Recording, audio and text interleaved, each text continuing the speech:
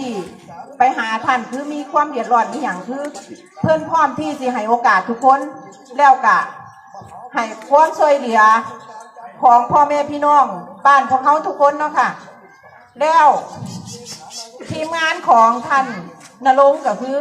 ที่เคยเห็นงานน้ำกันก็คือท่านเลขาก็คือไอเดชก็คือการคือไอเดชเนาะค่ะท่านก็เคยผ่านมีประสบการณ์ในการเห็นงานในจุดนี้มาแล้วกับเคยเห็นเพิ่นเห็นงานเพื่อไทยบ้านมาแล้วเนาะค่ะก็สองก็คือร้องเนาะค่ะก็คือพี่พรนิพายกิจโปก็คือได้เห็นงานกับพี่พรมาพี่พรเป็นคนที่เห็นงานแบบทุ่มเทกับงานเนาะค่ะคือโครงการนี้อย่างกะของกลุ่มสตรีกลุ่มแม่บ้านนี้อย่าง